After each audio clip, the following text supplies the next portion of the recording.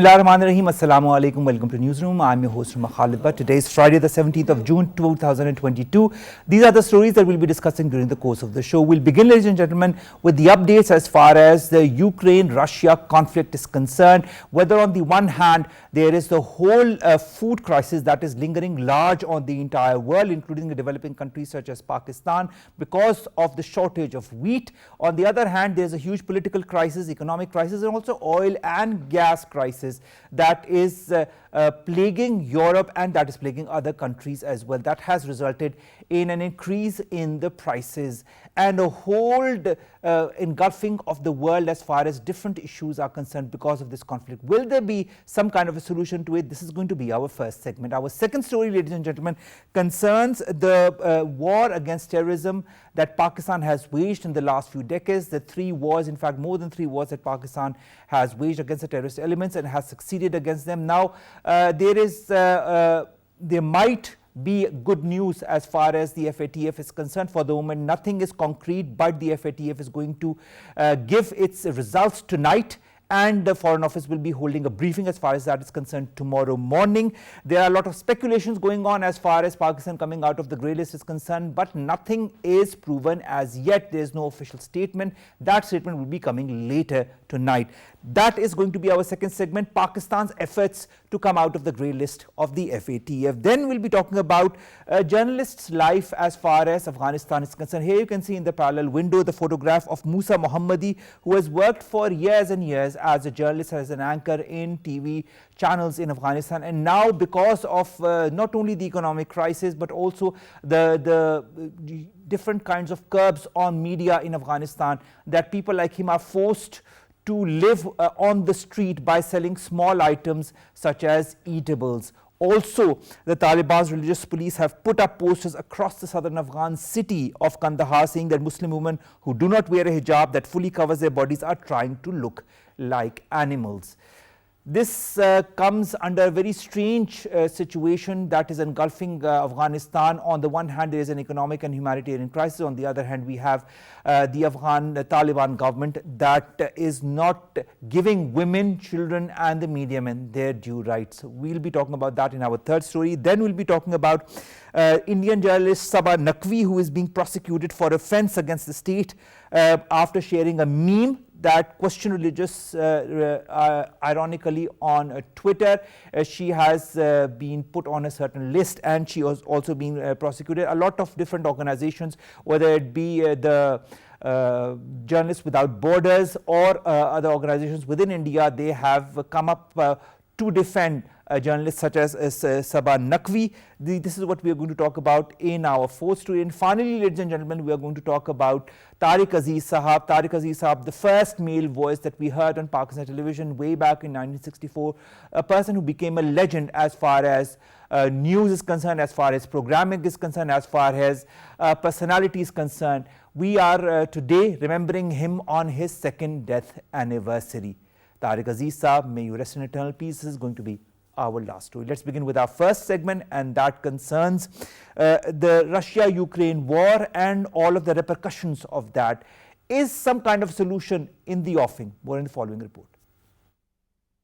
A perfect storm created by war in Ukraine combined with effects of climate change, pandemic has exacerbated global economic crunch and food insecurity. Fighting for key towns and cities between Russian and Ukrainian forces is raging. The head of UN Refugee Agency says the food crisis stoked by Ukrainian war is set to drive record displacement to more staggering levels. US President Joe Biden told his Ukrainian counterpart Volodymyr Zelensky that Washington is releasing $1 billion in new security assistance to Kyiv amid fierce fighting in eastern Ukraine. Mounting diplomatic efforts, German Chancellor Olaf Scholz, French President Emmanuel Macron, and Italian Prime Minister Mario Draghi are in Kyiv to meet with Ukrainian President.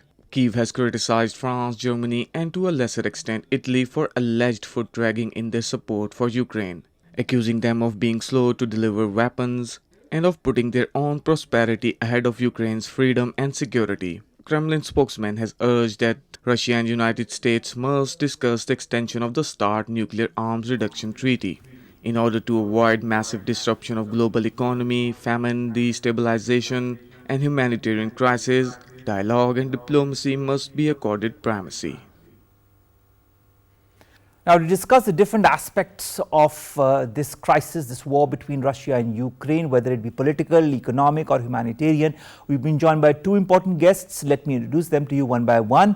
Both are online. The first is Jaffery, a research associate with CSSPR. Elise, thank you very much to have joined us. It had been some time that we hadn't talked. And our second guest is Salman Bhittani. He's a foreign affairs expert. Salman, welcome back to our show. It's a pleasure to discuss different aspects of politics with you. Let's begin with Salman. Salman, when it comes to this crisis and when we see the latest details, whether it be United Nations Michelle Bachelet that talks about Mariupol as the deadliest place in Ukraine because of the number of casualties there, whether it be the German Chancellor and the French President, the Italian Prime Minister and Romanian President who have backed Ukraine's bid for candidate status at the European Union and are also present there as we speak.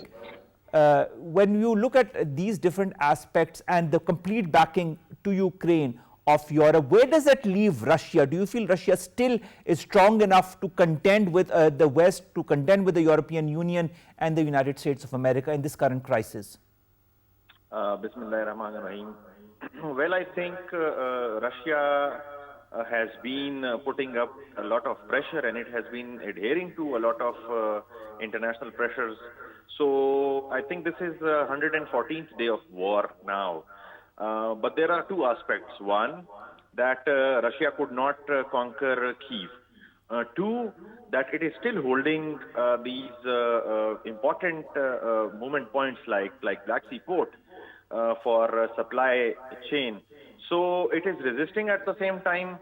But we are seeing that there is some sort of now the sluggishness in the pace of war, the kind of pace that it had gained in the initial days, because obviously the European allies are putting a lot of effort. But at the same time, we also realize the fact that the European powers are in the back channel.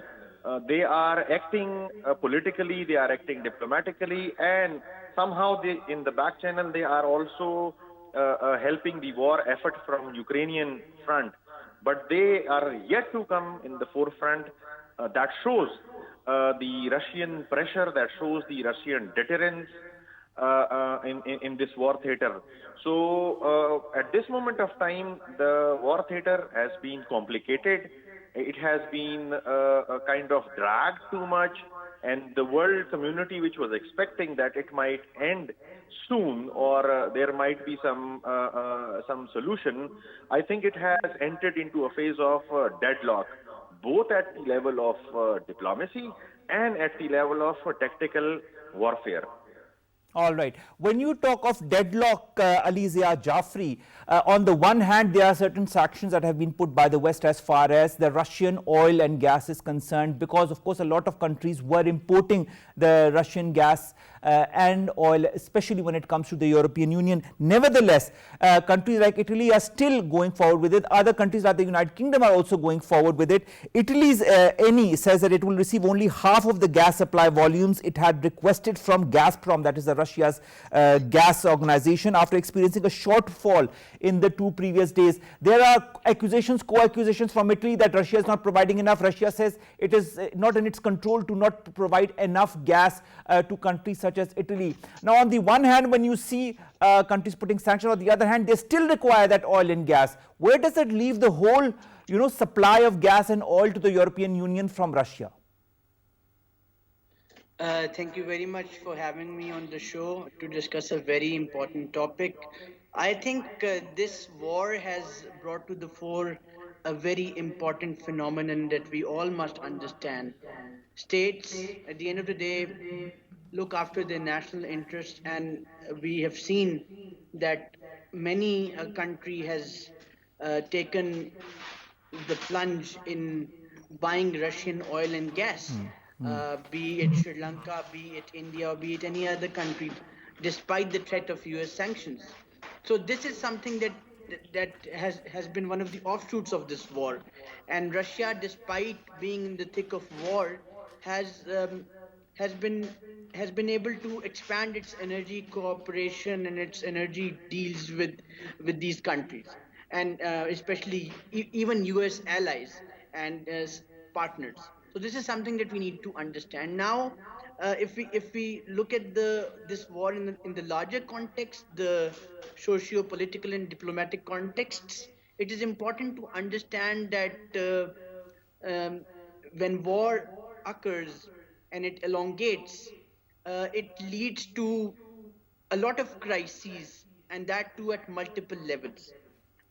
You talked about gas supply, you talked about oil supply. Definitely, when war is raging, and when there is no end in sight because of a clash of egos, because of this idea that anybody who tries to back off would be deemed off as a weaker party, then you will see all these supply chains being disrupted. We have seen oil prices skyrocket. They are at an all-time high. We have seen a plethora of food security challenges, which I believe is one of the main uh, you know points of this Now, segment. let's talk of food So security challenges, and I'd like to refer this question to Salman. Salman, Moscow's representative to Syria says that the reports that Russian flagged ships have been taking Ukraine's grain to ports in Syria are fake, are untrue, because this had been attributed to Reuters that had earlier reported satellite images from Maxa technology showing that Russia had been transporting Ukraine's grain. Let's talk about the humanitarian crisis, especially in as far as food security is concerned. There are a lot of countries that used to get wheat from Ukraine that are not getting the supply because of this crisis. What is going to be the long-term impact?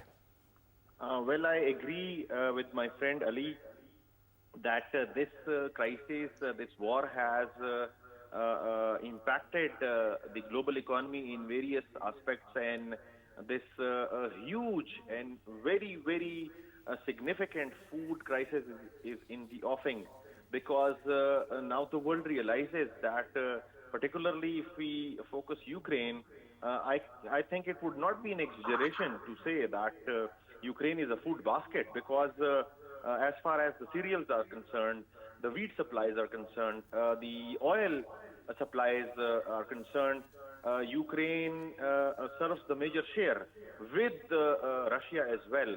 So both these countries have been providing food supplies not only to Europe but to other parts of the world as well, particularly the Middle East and Asia. So now since the blockage is there, since the early harvest and the crop yield, the agri structure, agri cycle has been disturbed. That's why, since the demand is always, it is inelastic, that's why this huge crisis is coming forth. If I'm not wrong, around 4 months of wheat supplies are there, 300 million ton. So this crisis has impacted the oil market in the world, and now the second phase that would jolt the world market would be this food crisis, which would leave millions in hunger, and definitely the poverty levels would raise and the food supplies would diminish. That would create a lot of gap between supply and demand, and that would also create a lot of political stage for a lot of unrest, for a lot of violence, because in the next 6 to 8 months, we would see the impacts of this incoming food crisis. That is so true. Ali, when it comes to Russia, Sergei Lavrov, who's the foreign minister of Russia, gave an interview to the BBC quite recently, and you must have gone through it as well, because it became quite the favorite of a lot of journalists across the world. Now, he said, and I quote, that his country did not invade Ukraine. Quote unquote, I'd also like to say what he said: we declared a special military operation because we had absolutely no other way of explaining to the West that dragging Ukraine into NATO was a criminal act. What do you make of this statement?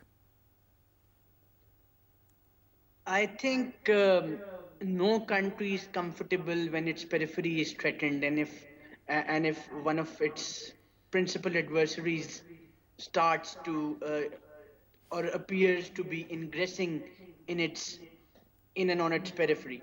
So, from a Russian standpoint, I think this statement makes perfect sense.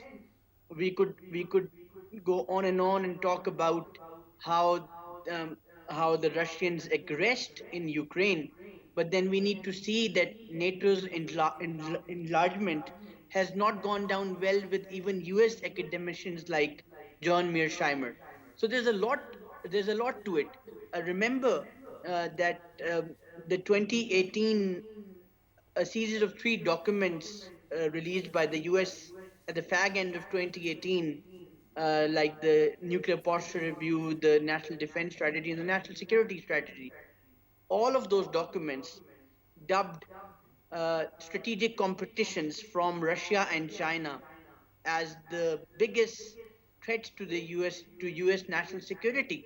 So these statements and these policy documents have to be taken into account because perceptions do matter, statements do matter, and we after that we saw an evisceration of arms control agreements between the US and Russia, which had lasted for more than 30 years. They crumbled. So we have to look at these statements and this entire war in the larger context of the Sino-US of sorry the Russo-US rivalry that is again taking shape, and this is why we see these kinds and types of threats, be they related to dishing out nuclear signals, or be they related to saying that uh, we will, continue our operations in Ukraine. Uh, but But then there are nevertheless, other Ali, concerns we as well. cannot deny the fact what United Nations Michelle Bachelet said. She said at least 1,348 people have been killed in Mariupol since the beginning of the war, making it the deadliest place in Ukraine. And she also added that the death toll is likely to be thousands higher. At the end of the day, it is the people of any country who are the basic victim of any war, of any such incursion from one country or the other, or any such tussle between two countries. Do you feel, and at this question now I'm going to ask Salman, that peace could be given some kind of chance? Ukrainian peace talk negotiator have dismissed Russia's comments about being ready to resume negotiations as an attempt to deceive the world, whereas pro-Russian military in Luhansk say that they are ready to discuss humanitarian corridors for civilians to exit the Azot chemical plant in one of the regions. Do you feel, on the one hand, there is an incursion, there is a tussle, on the other hand, there are talks of peace, but do you feel that both sides are ready for these peace talks? Well, I think, yes, it's a very unfortunate that human death toll is increasing day by day, and it has already become a catastrophe. But as far as diplomacy is concerned and peace is concerned, both the parties will eventually come to the table. Both the parties will eventually come to some peace agreement. But now, at this moment of time, it is active warfare, and that's why there is this huge mistrust between the two main figures, the two main parties of the war. And that is the reason that the Ukrainian leadership is not ready to believe or not ready to accept any overture given by the Russian counterparts. But there are huge issues since we are now living in a globalized world. So that's why the ripple effect of this war is already jolting the markets of the world, the socio-cultural balance of the world, the oil, the demand and supply mechanism of the world. So the world powers should also initiate some peace process. The G7 and the G20 should be activated. The role of UN should be more proactive in this manner. I think China can play a huge role. There are issues of safety and security of these nuclear power plants. There is issue of safety and security of this chemical plant. There is issue of human security. So I think still the world community has a chance to come in and broker a peace agreement and stop this war. This would serve the purpose of the global community. It would serve the purpose of humanity as well. But at this moment of time, as of ground analysis is concerned, both the parties are actively involved in countering each other's offensives. And that's why in the beginning I said that Russia on one part is successful to kind of close down the important ports, the important routes. But on the other hand, it has yet to conquer Kyiv, which is a key symbolic point. And Ukraine has also emerged as a strong defender, because initially the analysts and journalists were thinking that it would be very easy for Russia to conquer the whole Ukraine, and it would be easy to somehow establish its political and military control. But now we see that Russia is still struggling with taking these strongholds. I mean, let's talk about the Russian struggle, and I'd like to go towards the Russian economic struggle. Ali, the head of the Russian central bank warns that the country's economy faces pressure from abroad that could persist indefinitely, and it will dampen hopes that conditions could return to what they were before Russia sent troops into Ukraine. Can Russia sustain this current tussle, this current crisis, this current war with Ukraine for a long period of time? It can sustain it at a very prohibitive cost. It will cost a lot to its economy, to its people, and to the overall, its ability to keep the pot boiling would be dealt a severe blow. Starting a war is easier, but ending it is difficult, and sustaining it in a manner which allows a country to achieve its strategic and tactical objectives is a much more onerous task. And I don't see Russia gaining anything tangible out of this. And although the prospect of talks happening is bleak at this stage, but eventually I think both the parties and extra and third parties will have to come on the table to rough it out. All right, Salman, when you look at the defense angle of all of this war, yes, very bad. yes, Ali, you were saying. I'm sorry, I thought you had finished. Yeah, this war will really damage the global economy. Look, the global economy has just weathered the COVID-19 pandemic, and when it was trying to stage a comeback, this war has again brought us on the heels.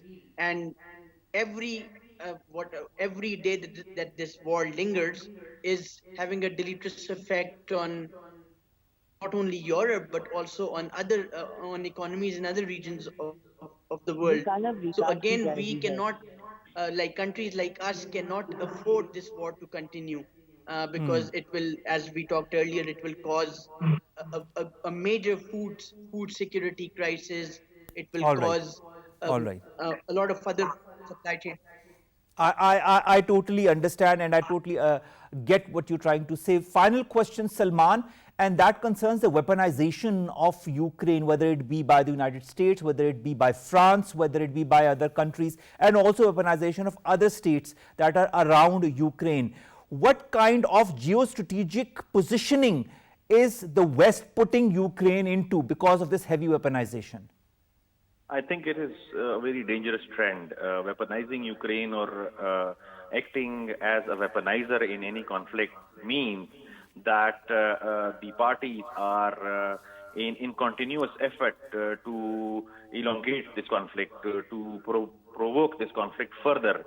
and somehow they will get benefit from it.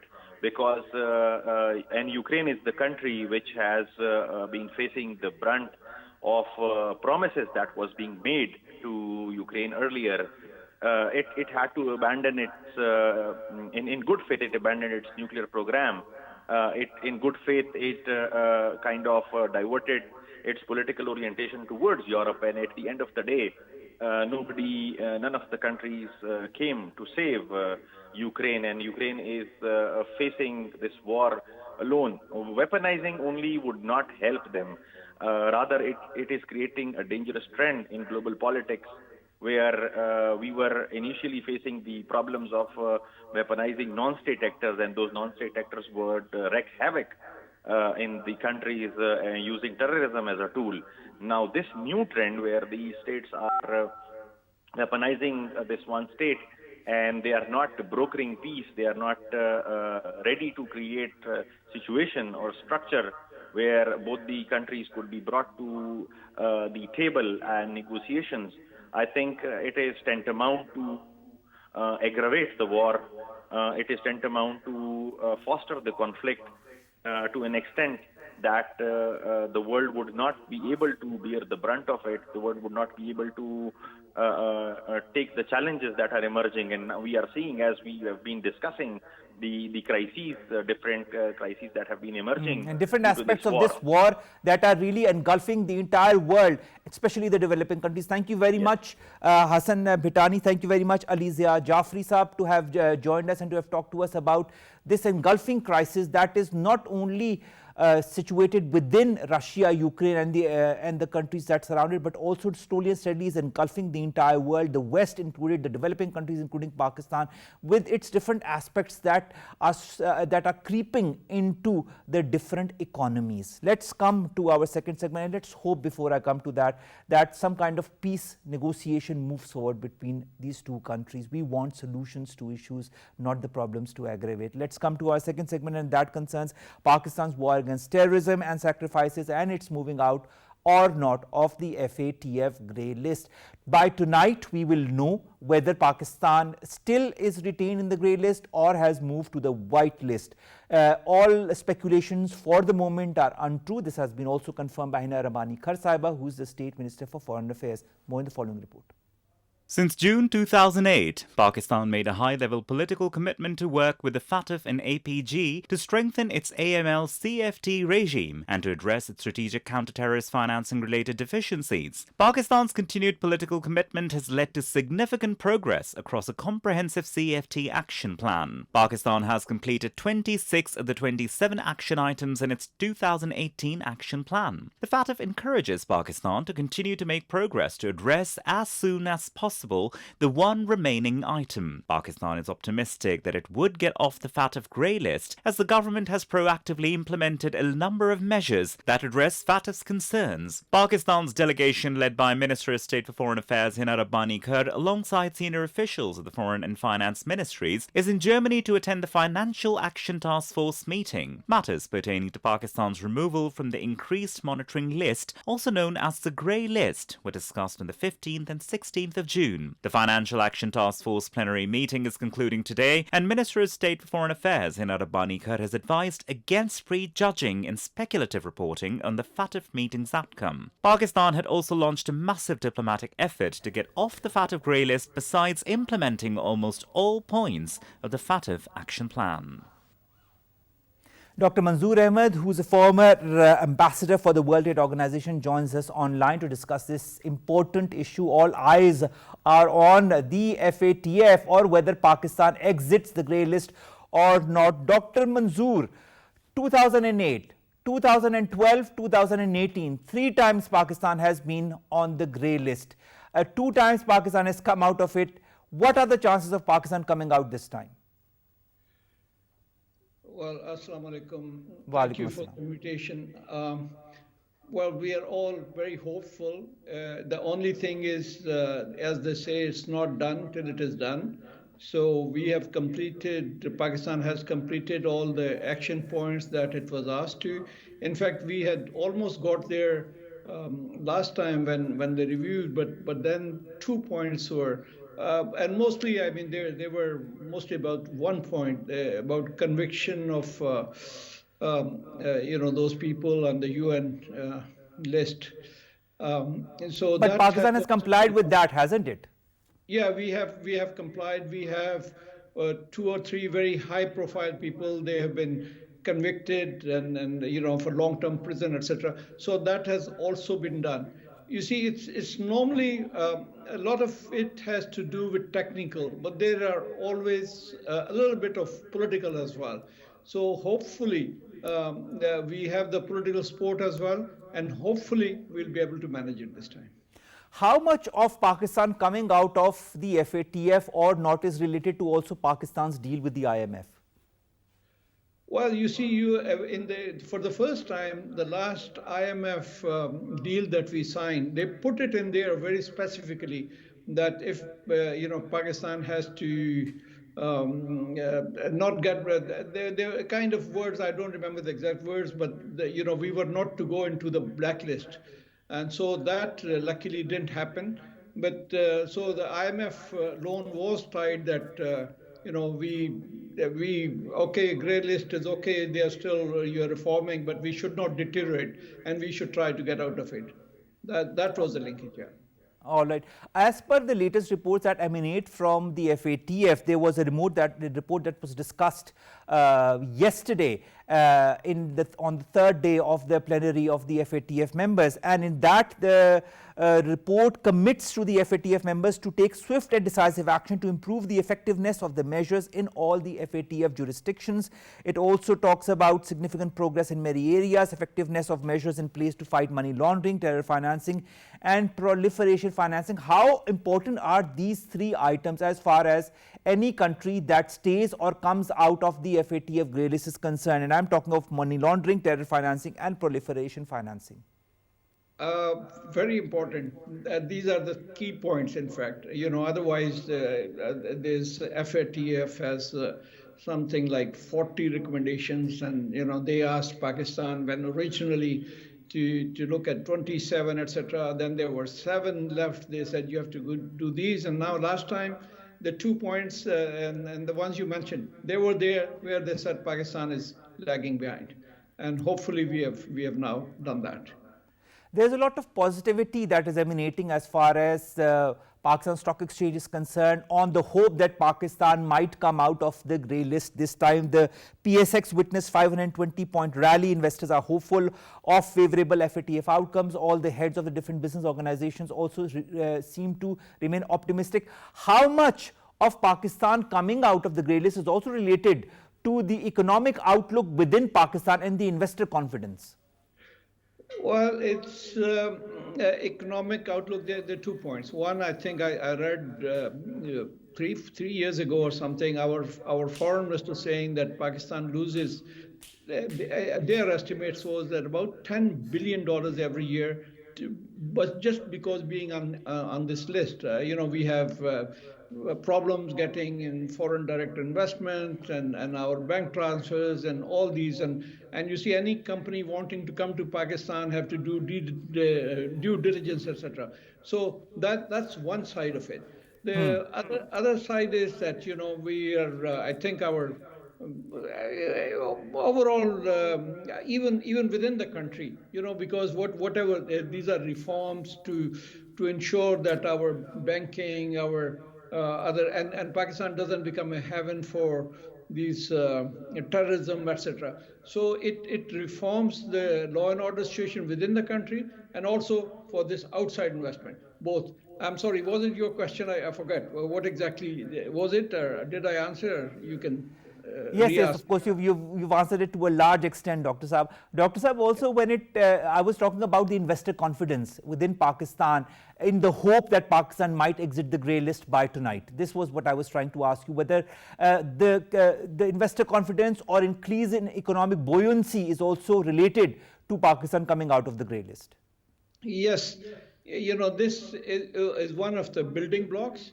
But the other next big one is when we get this IMF program going, again, there's some slight linkage, although IMF program is something, overall in a bigger context about subsidies, about other things. But this is also, this gives more confidence to the international community.